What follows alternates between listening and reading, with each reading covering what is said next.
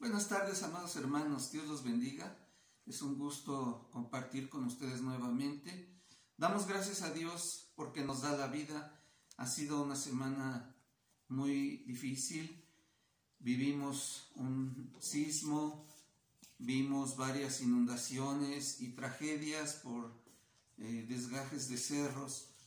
Ha habido pérdidas humanas. Sigue la pandemia de COVID, también teniendo más enfermos y fallecimientos por esta enfermedad. Es necesario buscar a Dios, hermanos. Acerquémonos a Dios a través de su palabra. Y en esta tarde, en el Evangelio de San Marcos, capítulo 8, 31 al 38, dice así: Y comenzó a enseñarles que le era necesario al Hijo del Hombre padecer mucho y ser desechado por los ancianos, por los principales sacerdotes y por los escribas, y ser muerto y resucitar 3 días después. Esto les decía claramente. Entonces Pedro le tomó aparte y comenzó a reconvenirle. Pero él, volviéndose y mirando a los discípulos, reprendió a Pedro diciendo: Quítate de delante de mí, Satanás, porque no pones la mira en las cosas de Dios, sino en las de los hombres. Y llamando a la gente y a sus discípulos, les dijo: Si alguno quiere venir en pos de mí, niéguese a sí mismo, y tome su cruz, y sígame. Porque todo el que quiera salvar su vida la perderá, y todo el que pierda su vida por causa de mí y del Evangelio la salvará. Porque ¿qué aprovechará al hombre si ganare todo el mundo y perdiere su alma? ¿O qué recompensa dará el hombre por su alma?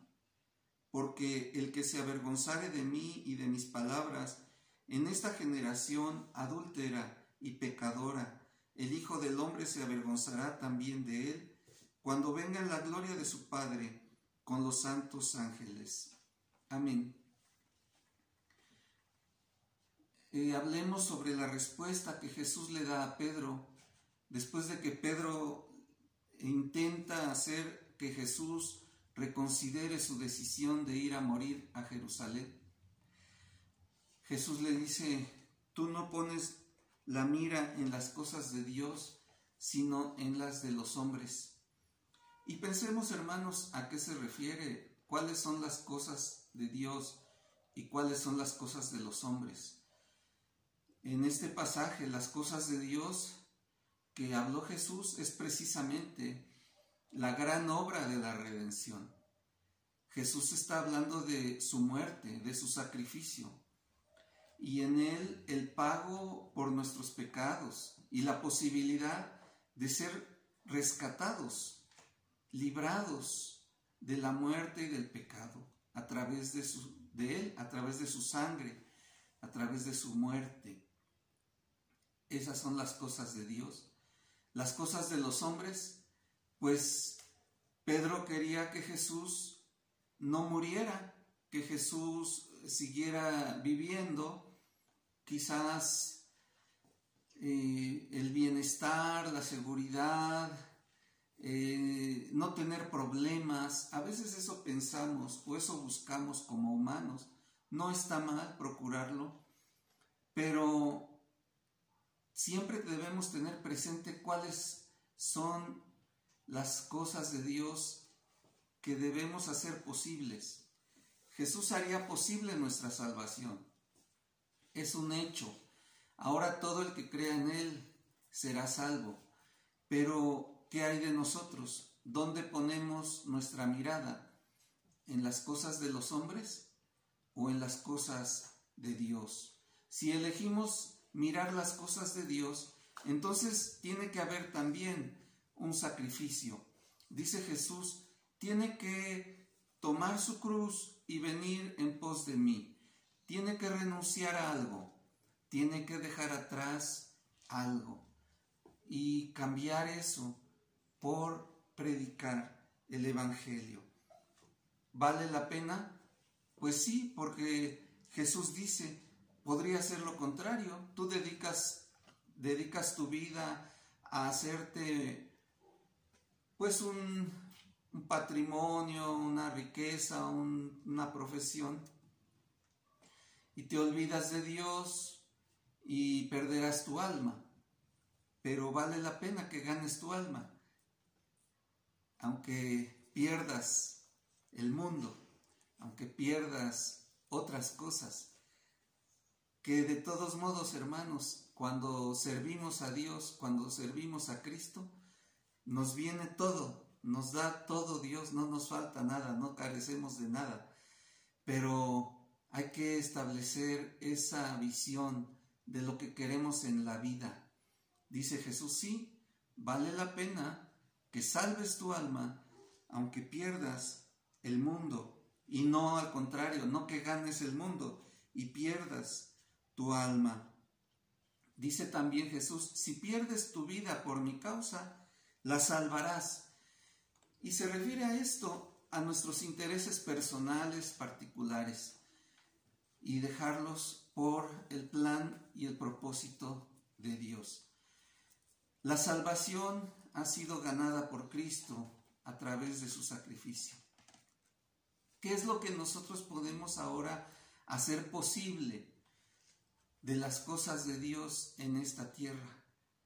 Podemos hacer posible que haya verdad, que haya justicia, que se viva el perdón, el amor, que se haga un esfuerzo por los demás, por ayudar a los demás, a los que sufren y lloran. Estaremos pensando en las cosas de Dios, en las cosas de Dios. Que en este tiempo ese sea nuestro pensamiento, las cosas de Dios. ¿Qué cosas de Dios deben de hacerse una realidad aquí, ahora, en las condiciones que estamos viviendo? Como les decía yo al principio, hay muerte, hay dolor, hay desgracia, hay pérdidas. Hagamos por que las cosas de Dios se hagan una realidad aquí, ahora. Que Dios nos ayude, hermanos. Les invito a tener una oración. Bendito Dios, ayúdanos a mirar lo que es tuyo, a mirar tu reino y hacer lo posible aquí en este mundo que se desangra en medio de tragedias, en medio de enfermedades, de muerte, en medio de grandes problemas, de grandes necesidades. Ayúdanos, Señor, a poner la mira en las cosas tuyas, en traer tu reino de justicia, de paz, de amor, en hacer realidad, Padre,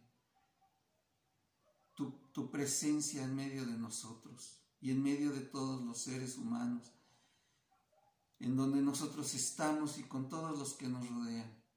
Que tu iglesia, que cada uno de nosotros pongamos nuestros ojos en ti y no en las cosas del mundo que nos separan, que nos distraen de ti. Ayúdanos, Señor, y bendice a las personas que sufren y lloran en este tiempo, que se duelen porque están enfermos, porque han perdido un ser querido, porque han perdido sus bienes. Ayúdanos también a ser actuantes en favor de ellos. Por Cristo Jesús. Amén. Que Dios sea con ustedes, amados hermanos. Les mando un fuerte abrazo. Dios los bendiga.